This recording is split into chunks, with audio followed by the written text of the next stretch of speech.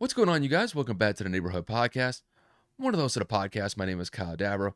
In today's episode, it's just going to be me. I'm going to be doing it solo today.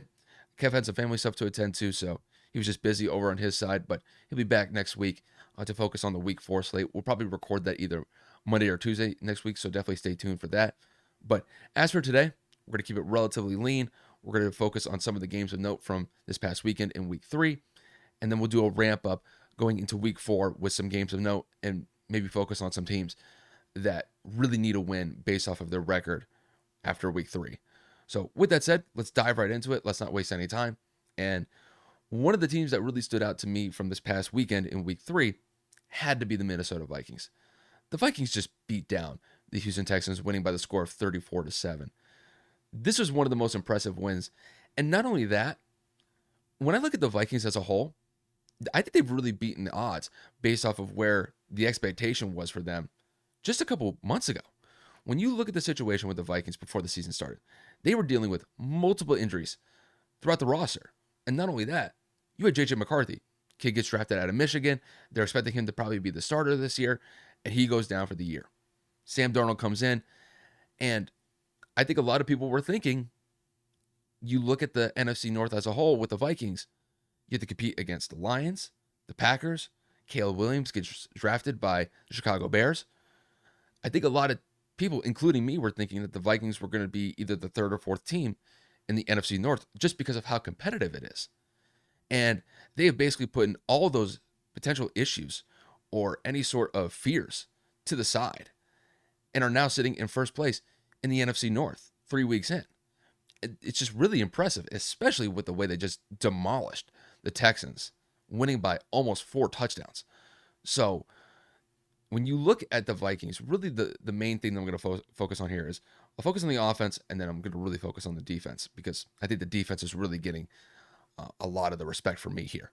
But offensively, Sam Darnold has come in and has flourished in this offense. And you could say that he's been one of the best performing quarterbacks in the NFL so far. He has 8 touchdowns, 2 interceptions. Granted, he's only thrown for over 600 yards, so he's not lighting up the field by throwing 400 yards a game, but he's playing effective football, and he's limiting his turnovers so far, and he's putting he's putting people in a position where he could be able to throw the ball effectively and make plays and put points up on the board. When you look back at that Houston game, they marched up and down the field with relative ease that entire game. And I thought Sam Darnold played effective football. Justin Jefferson was able to get some decent one-on-one matchups, be able to beat the zone coverage that Houston would play throughout the game. And when you have that going and a good run game with Aaron Jones as well, you're going to have a pretty tough time being able to stop that. And I think when it came to Justin Jefferson in particular, I think a lot of people were really fearful about how effective he was going to be when the Vikings moved on from Kirk Cousins this past offseason.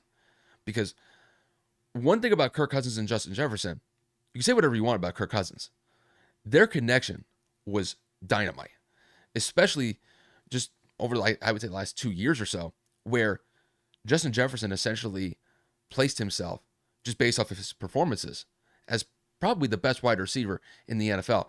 If you don't have him as the best receiver in the NFL, he was either second or third on your list because he's just that effective with his route running, being able to win those one-on-one battles.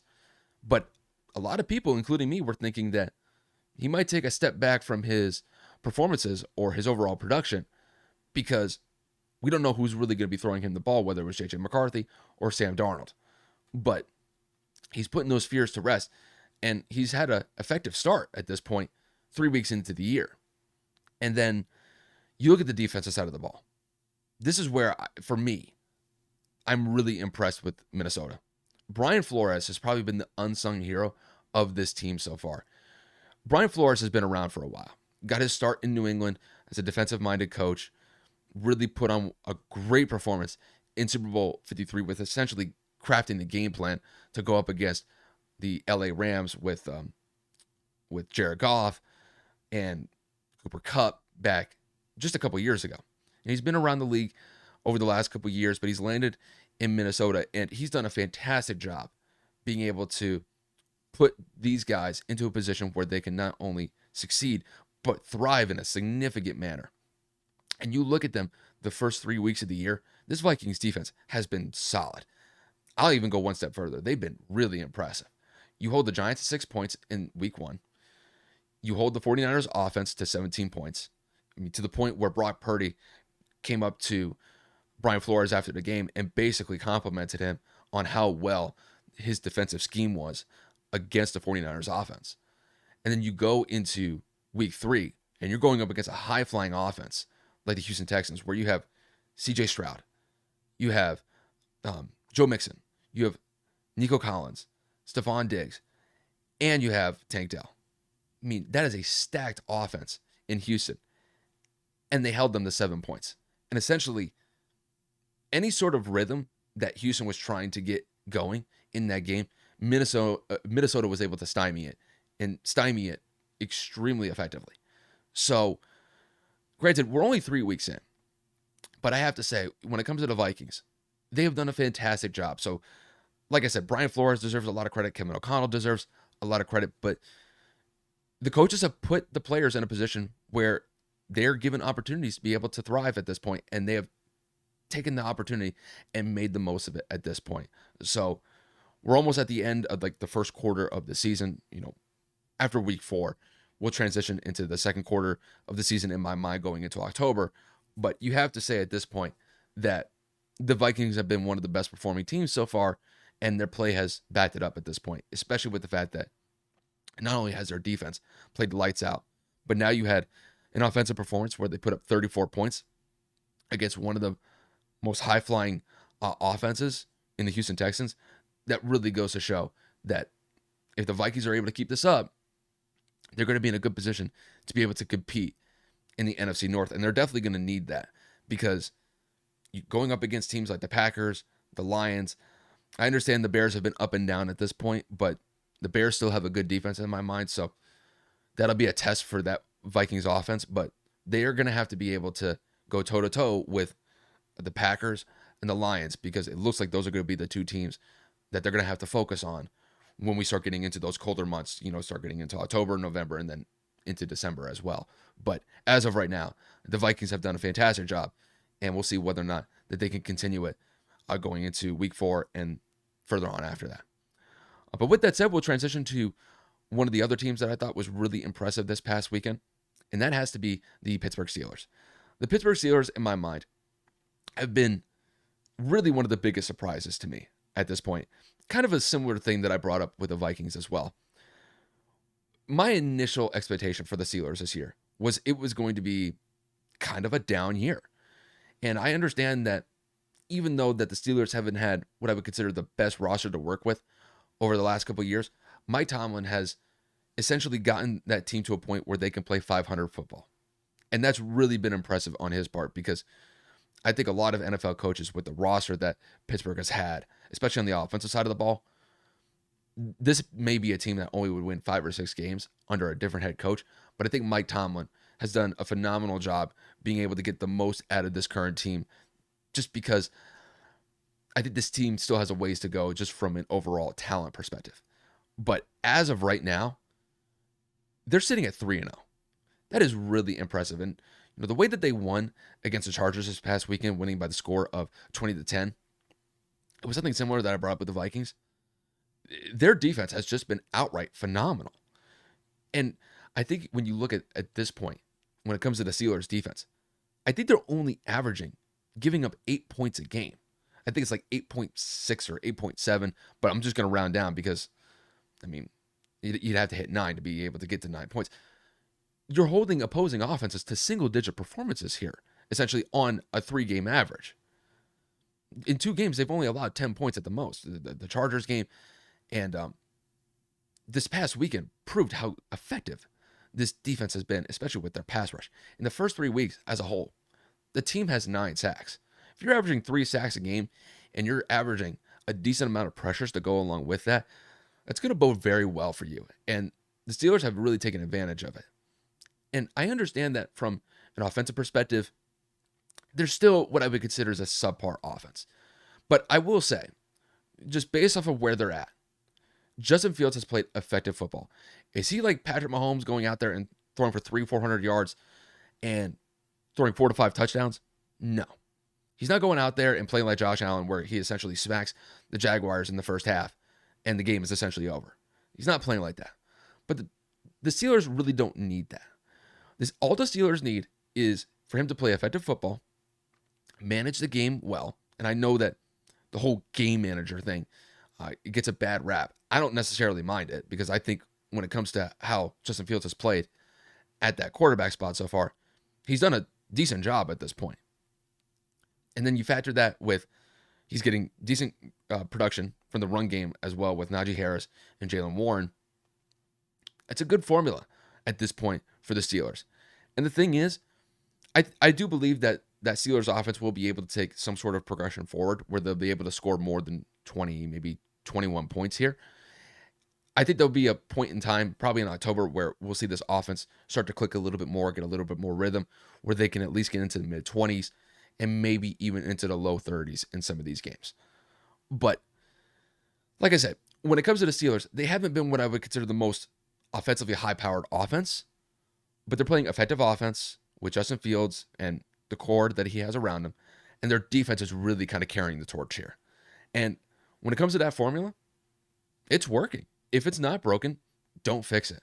Unless you have a team march in there or they go on the road and they get smacked because the defense doesn't perform or the offense is turning the ball over, I say you keep going with this formula until you actually get beat by it. So them being at 3-0 at this point, it's really impressive at this point. I never thought that the Steelers would be in a position where we're almost going into October and they're first place in the division. I thought that would have gone to either the Bengals or the Ravens at this point. But when you look at the Bengals and the Ravens, they've gotten off to a slow start. The Ravens are sitting at 1-2. The Bengals are sitting at 0-3. But that does not stop the Steelers from going out there and performing at a pretty solid clip here. Now, whether they're able to keep it up, that's one thing. But as far as I'm concerned, if you get off to a good start like this, take advantage of it. Like I said, they're going to have to go up against some teams like the Bengals and the Ravens. And they will go up against better talent across the board, whether it's the AFC or the NFC, when we get to that point. But, going into that game, the Chargers were humming along, starting at 2-0. They're under the tutelage of John Harbaugh, and he's been pretty solid so far in his first two games as a coach of the Chargers. And the Steelers marched into that game and essentially stymied that Chargers offense, which has shown at this point to be effective with Justin Herbert playing pretty well. And J.K. Dobbins has really flourished in that offensive system so far, just coming off of all the injuries that he's had in his NFL career so far. But the fact that the Steelers played that effective of defense against the Chargers, really is something to be commended for. And like I said, you stick with the formula at this point until you get beat. I think at this point, the Steelers can pull off some more wins here. And I think going into October, unless they really get beat down by a team, I say you just stick with this going forward, and we'll see if they can make the most of it, not only with week 4, but going into October as well. So, like I said, really impressive with what the Steelers have done. And just one final point, I think Mike Tomlin deserves a lot of credit for just kind of similar to what I said with the Vikings, just putting guys in a position to win and those guys being able to execute at a high level, especially on the defensive side of the ball. That really is what I would consider the standout part of the team at this point in the season. But with that said, we'll transition to another team of note. Now, this is kind of like where it's going to go a little bit downhill. We're going to focus on some teams that didn't have the best of weekends. And the first team that I'm going to focus on here is going to be the Dallas Cowboys. The Dallas Cowboys lost to the Baltimore Ravens by the score of 28-25. They're sitting at a 1-2 record now after losing 2 games at home back-to-back. And it really kind of continues a trend with Dallas not playing well at home. You had a situation last year where they got smacked by the Green Bay Packers in the playoffs, and they had no answer for them. And you look at the first 2 home games that they've had this year, and it's kind of been more of the same, where their defense has gotten absolutely torched. Now, granted, I would say that they made some sort of progression based off of how bad they lost to the Saints in week 2, where the Saints scored 35 points in the first half, and essentially the game was over. But once again, they allowed the Ravens to get to a hot start, or get off to a hot start, I should say, and essentially take control of the game. And granted, I will say that Dallas should be respected in a sense to be able to come back and make it a game, but you dig yourself in a hole like that, you're only setting yourself up for failure in this point. And unfortunately for them, they weren't able to get out of the hole that they dug themselves in and fell short. When I look back at this game, I'll start with the defense because I think the defense really needs to be focused on here. They essentially got ran over by Lamar Jackson and Derrick Henry. I mean, Derrick Henry had a vintage performance in this game as far as I'm concerned. And Derrick Henry, as far as what we see from an NFL running back, he's getting up there with age, but he looked like he was in prime form against that Dallas defense because he was able to run through those gaps effectively. He was able to break off some big chunk plays against that Dallas defense. And that one touchdown that he ran for, I think it was like a 30-yard run. It was just a thing of beauty to watch. It's essentially just how he zigged and zagged against that Cowboys defense. And then Lamar Jackson had a great first half. And when the Ravens needed to essentially ice the game, when Dallas was making a comeback in the fourth quarter, he was able to run an effective read option and get a huge first down at the end of the game to ice it for the Ravens to get that road win.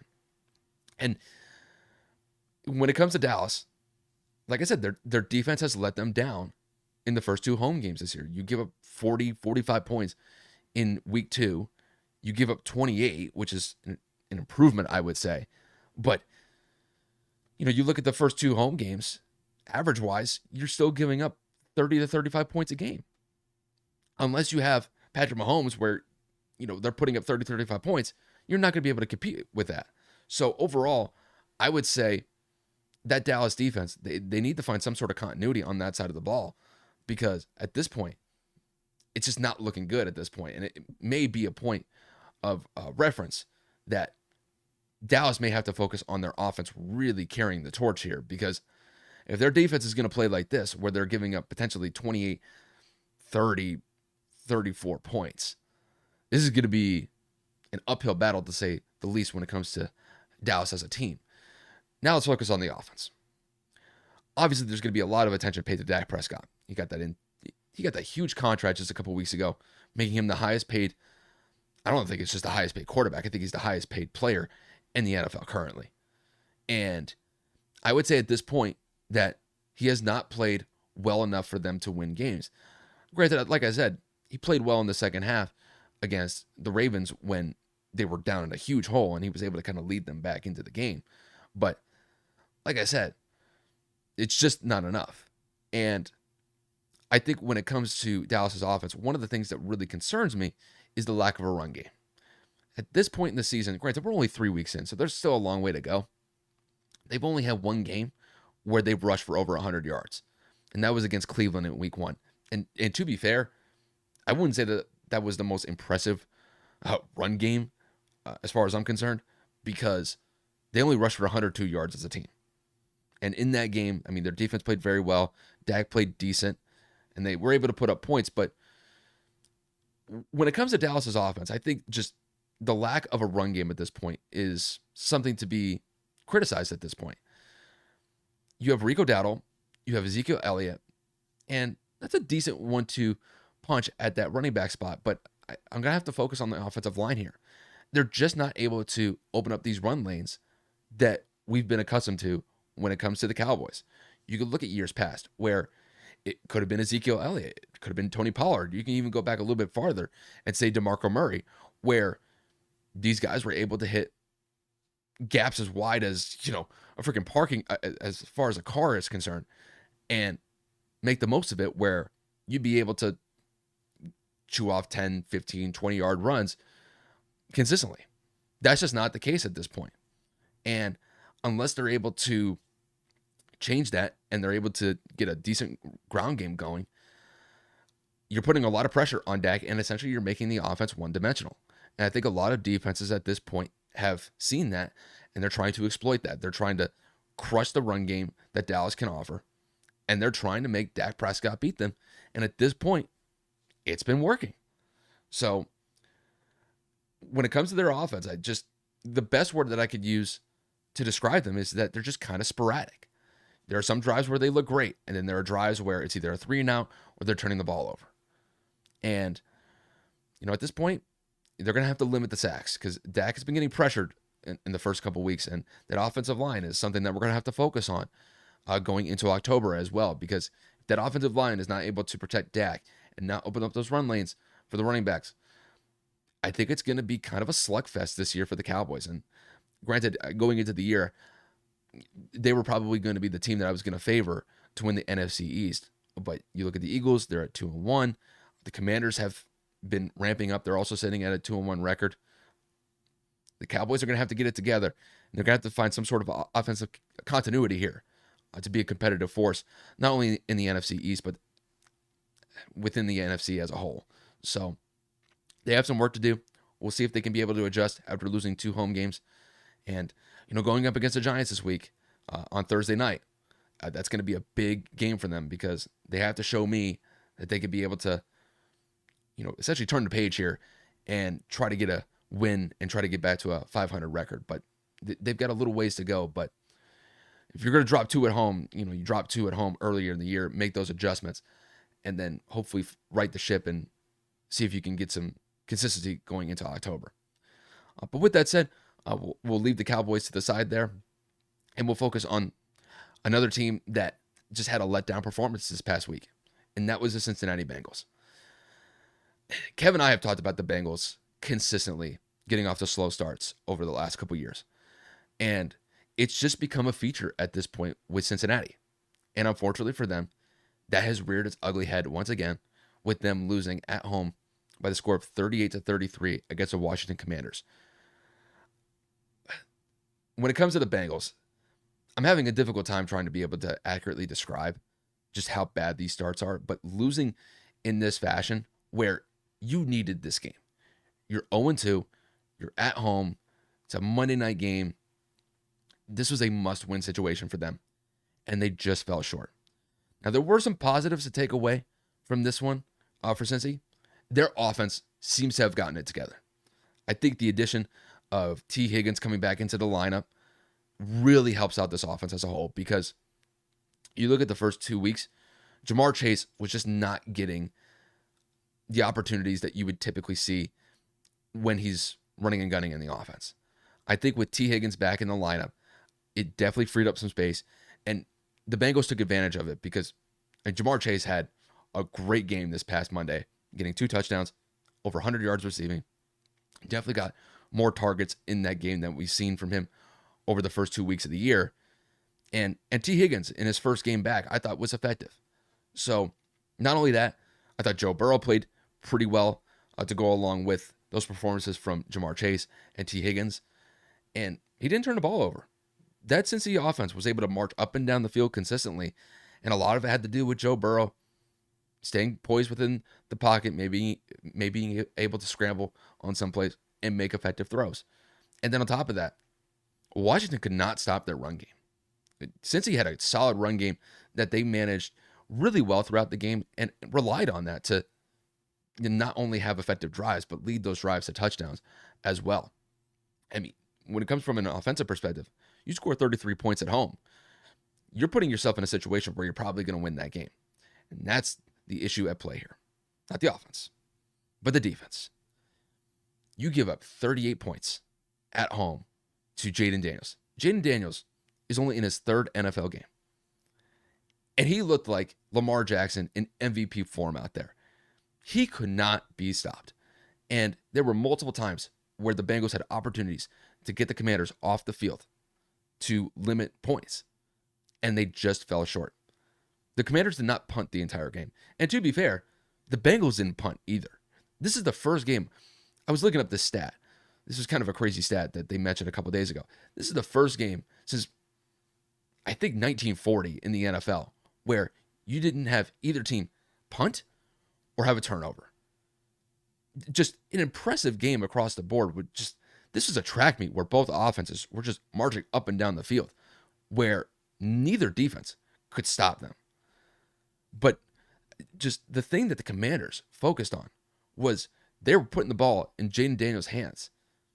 And they essentially said to the Bengals, try and stop us. And they couldn't. The Bengals had multiple opportunities, like I said, to stop them, get the ball back in Joe Burrow's hands, but the Commanders were able to convert on 3rd and 4th down multiple times and lead those drives not only to getting into the red zone, but scoring in the red zone. It was really impressive what the Commanders did.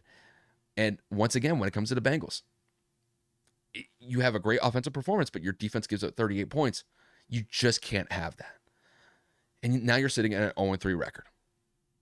Going into week 4 for them, this is a must-win game for Cincinnati at this point.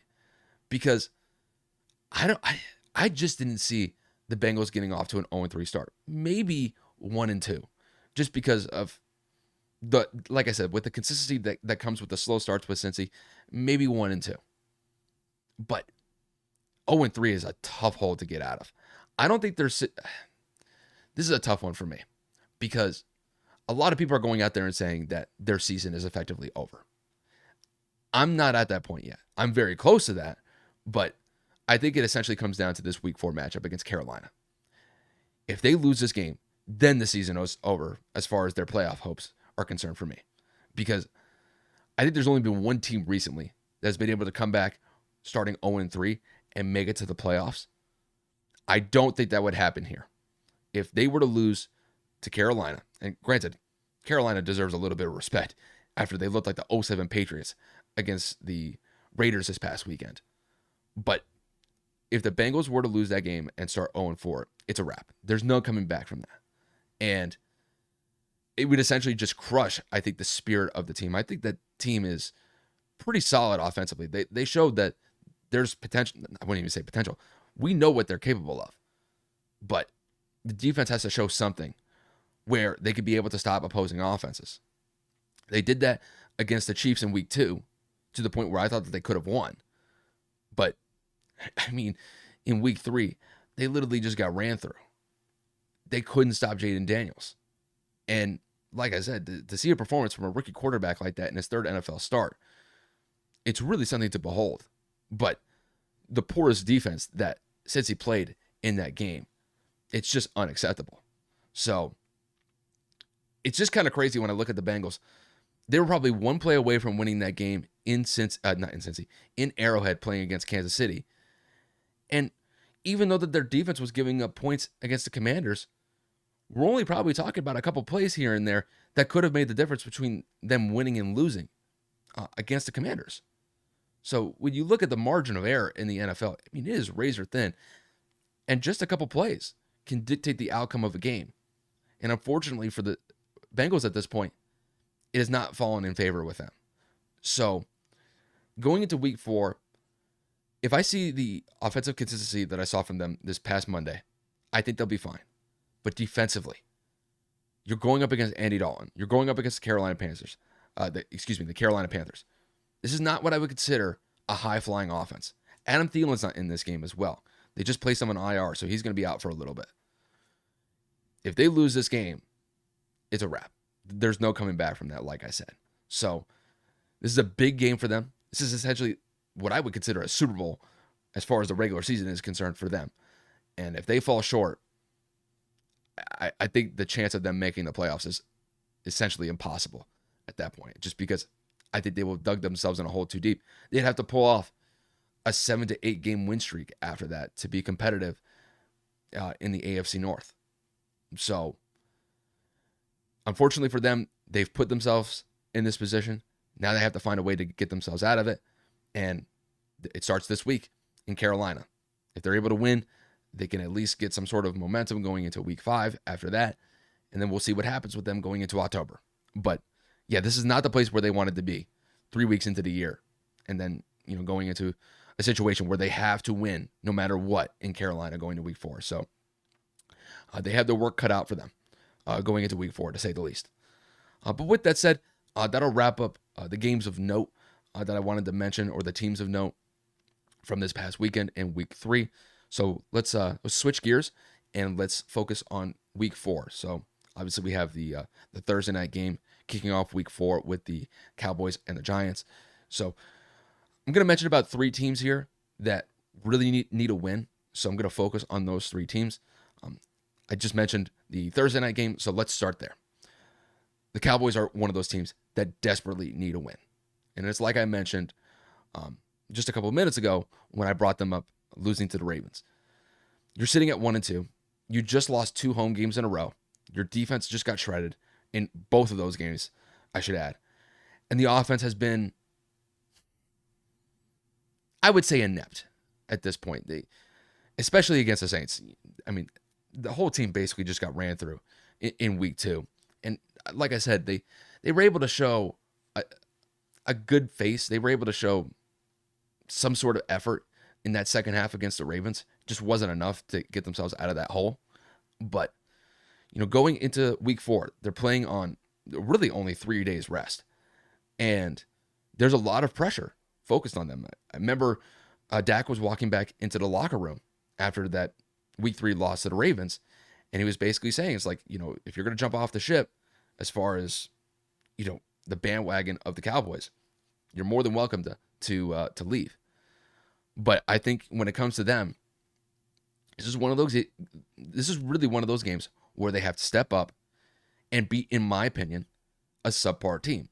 Now, granted, the Giants played pretty well against the Cleveland Browns this past weekend on the road. Malik Neighbors really had his breakout game this past weekend, getting 2 touchdowns and really being that catalyst or that spark in that Giants offense. And we'll see whether or not that he can continue that going up against that Cowboy secondary, which at this point has been suspect.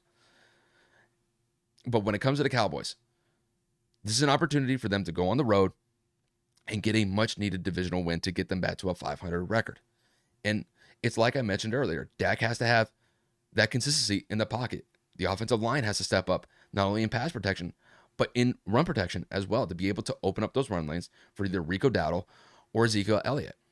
And when it comes to the Cowboys, if they're able to do that effectively on the offensive side of the ball, I think they have a very good chance to be able to win this game.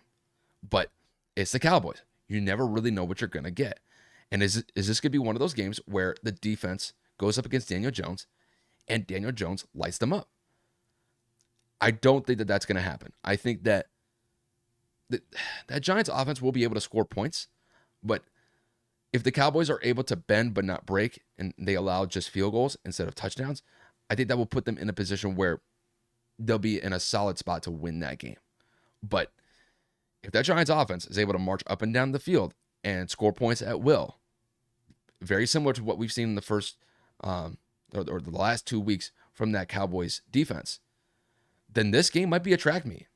This might be a game where both offenses with the Cowboys and the Giants are going back and forth, and we could see a really exciting game here, especially with it being a divisional matchup as well.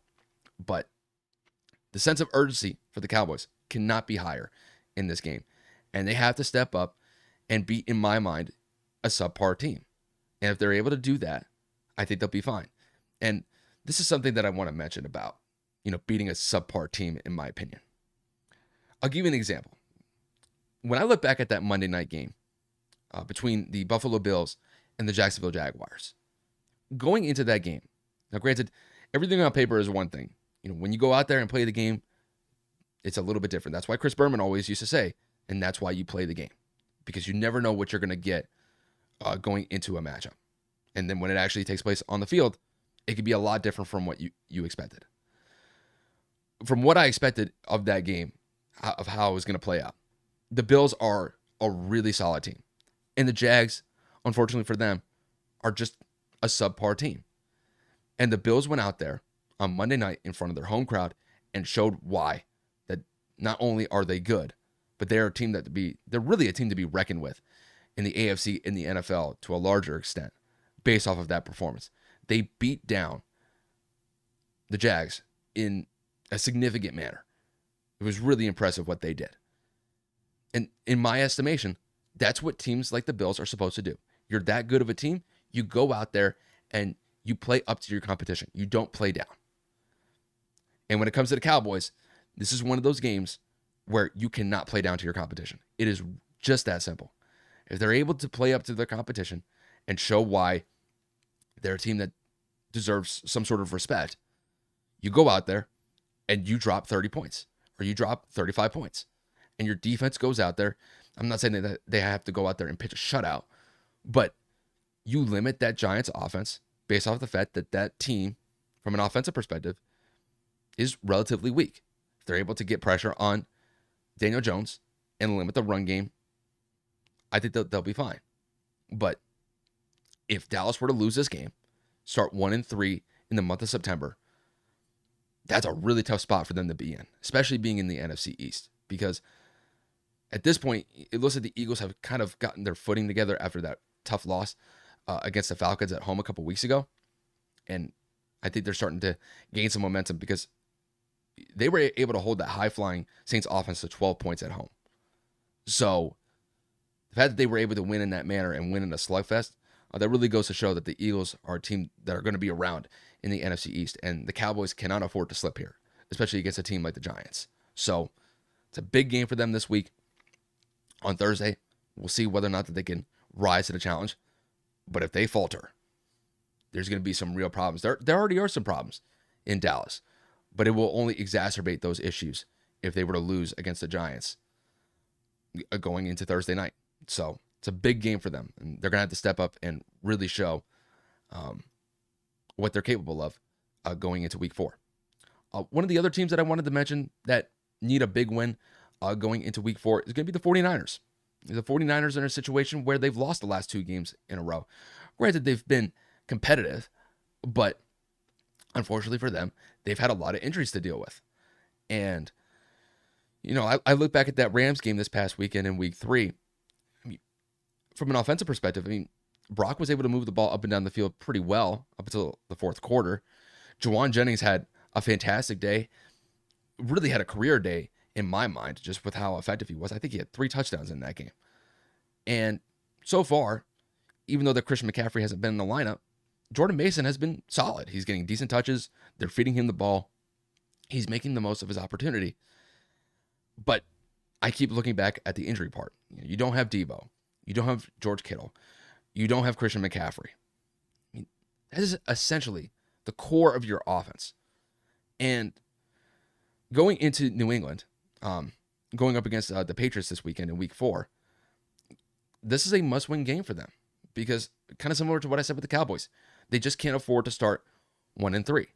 Now, I will say when it comes to the NFC West, you're going to have to look at teams that they're going to have to compete with throughout the rest of the year. You look at the Cardinals, you look at the Seahawks, you look at the Rams. I think this is still a division for them to take advantage of. I still see the 49ers as the potential divisional winners in the NFC West, but they can't afford to start 1-3 here because that's a hole that you just don't want to dig yourself out of. Granted, when it comes to their injuries, I'm not going to begrudge that point because everybody knows that if this team was healthy, more than likely they'd be sitting at a 3-0 record at this point, even going up against a team like the Vikings that have a really solid defense. If the 49ers were fully healthy, I would expect them to win that game in Minnesota, but unfortunately for them, that's not the case. And when it comes to the Patriots, they're going to have to be careful because the Patriots got beat down by the Jets last Thursday night in week 3. And I imagine for them, they want to be able to go on the road and really shock the world when it comes to what people expect of this game. Because I think people, and I'll say for myself, I think people expect, or I'll say it for myself, I think that most will think that the 49ers should win this game pretty convincingly. But who knows?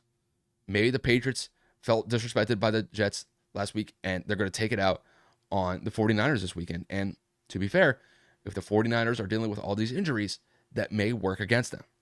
So I would still think that the 49ers are going to win this game by about 2 possessions, just because I think as long as that 49ers defense is able to get effective pass rushes against Jacoby Brissett and limit Ramondre Stevenson, I think that's going to work out for them. So that Patriots offense is not what I would consider high flying. This is a team that is still relatively subpar from an offensive perspective. Like I said, they only scored 3 points against the Jets this past week, and they're just not a team that really scares most teams as far as I'm concerned. Now, defensively, they're solid. That's really the one thing that's made New England competitive over the last couple of years. The lack of offensive weapons is one thing, or the lack of offensive consistency is one thing, but their defense has kept that team competitive, especially last year with all the issues that the offense was having with Mac Jones. But I think as a whole, the 49ers, if they get this win, they get back to 500 going into the month of October, I think they'll be just fine. Hopefully they'll get those guys back from injury.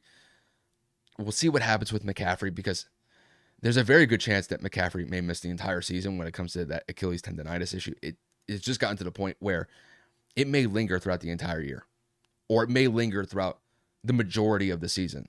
So the 49ers are probably already banking on the fact that he's going to be out for an extended period of time. They already have him out for an extended period of time with him being on IR, but I wouldn't be surprised that he could miss additional weeks if this Achilles tendonitis issue is not resolved sooner rather than later. And I think to a certain extent that it hurts the team as a whole, because I think their bread and butter on offense is Christian McCaffrey. Granted, I know Brock Purdy has played effective football at that quarterback spot, but McCaffrey, he's really the workhorse of that offense so far, as far as I'm concerned. And I mean, if they're able to get him back, that would be great. But at this point, it's going to be a while before I think we see Christian McCaffrey back on the field. And the 49ers are going to have to be able to adjust without him. And I mean, they've done a decent job at this point. And I think once they get everybody back from injury, I think they'll definitely be in a position where they'll be able to pull off a good stretch of games here where they're winning multiple games in a row. But it all starts this week, in my mind. They have to get a win against the Patriots, get back to 500, kind of calm the waters in San Francisco, and get back into a winning way here. So, like I said, they get that done against New England, I think they'll be just fine. But with that said, one of the last teams that I wanted to mention who, in my mind, they need a win is going to be the Cincinnati Bengals. I know I talked about them already extensively, but I'm going to reiterate the point that they have to go out there, go into Carolina, and get that win. They can't afford to start 0-4. If they start 1-3, they could be able to come back, in my mind, to eventually be somewhat competitive in the AFC. Because it's like I mentioned earlier, when you start 0-3, I think there's only been one team recently that has made the playoffs when that's the case. But I do think that the Bengals have the pieces to be able to make that happen. You have Joe Burrow, you have T. Higgins and Jamar Chase. You have that. I think that's something to fear. I think a lot of teams, especially defensively, are going to have a difficult time being able to slow that down. And if they're able to keep up the run game that we saw from them in week 3 against the Commanders, that is also going to be a point in their favor as well. And this game, in my mind, when it comes to them, if they lose this game, I'm going to be looking at Zach Taylor here. And I think at this point, the team getting off to slow starts consistently, we're going to have to focus on the fact that maybe he's just not the right guy at that head coaching spot. And this is only a couple years removed from them making the Super Bowl and almost winning it against the Rams. If they're able to win in week 4, I think it will definitely cool the hot seat that I think Zach Taylor is sitting on. But if they lose, that seat is going to get a lot hotter. And I think a lot of people are going to focus on the Bengals, especially with Zach Taylor, and think that, maybe it's time for them to move on and find somebody else to lead that team from a head coaching perspective. But it's like I mentioned earlier, this is essentially a Super Bowl regular season for them. If they lose this game, their playoff hopes, I think, are basically dead in the water. A lot of people are basically looking at their playoff hopes right now as being dead in the water at 0-3. And I don't blame them. But this game, in my mind, is really, I think, the one that either it breaks the camel's back or not. If they lose this one, it does. If they end up winning this game, then I think there's a very good chance that they could be able to pull off some wins, finally get some consistency going here, and at least try to put themselves in a position where they could be competitive. Making the playoffs is one thing. I think the biggest thing for them is they just have to get a win. If they get a win, I think that will set them on the right course here. But we don't know what we're going to get from Carolina. Andy Dalton played really well against the Raiders this past weekend. He was the first quarterback this season to throw for 300 yards and throw for 3 touchdowns. So, and the fact that he was holding a clipboard the first 2 weeks is kind of crazy that it played out that way. But in my mind, I don't know if he's going to be able to replicate that type of production, especially with Adam Thielen not being in the lineup for the next couple of weeks. I think it's going to hurt that Carolina offense. And I think the Bengals have to take advantage of that. The Bengals have to force some turnovers on the defensive side of the ball to get the ball back in Joe Burrow's hand and see what they can do with it. Joe Burrow and the offense, I don't think, are the issue here, especially when they just put up 33 points against the Commanders. I think that they'll be able to score effectively against Carolina's defense. We've seen teams do that already. We saw the Saints just light up that Panthers defense for 47 points in week 1. I'm not saying that that's going to happen here, but with the weapons that Cincy has at their disposal, I think there's a very good chance that they could put up potentially 25 to 30 points in this game. And as long as their defense steps up and limits that Carolina offense, I think they'll be just fine. But I cannot emphasize the point enough that they have to win this game in Cincy. You cannot start off 0-4. It really just is that simple. There's no coming back from that in my mind if they falter and they lose every game in the month of September. They just can't have that. So this is a big game for them, and we'll see whether or not that they can rise to the occasion here and get the first win of the season to close out week 4. But with that said, you guys, that'll pretty much wrap it up for me. Like I said, I wanted to just keep it relatively short today. Just focus on some of the games from week 3 that stood out to me, and then some of the teams that I wanted to focus on going into week 4 that really need a win based off of where they're at with their record. But we appreciate the support wherever we get it. Appreciate you guys tuning in. Like I said, Kev will be back next week, so we'll definitely sit down for that either Monday or Tuesday next week, and I think that'll be fun to go over. But with that said, once again, you guys, thank you guys for tuning in, and we will see you guys next week.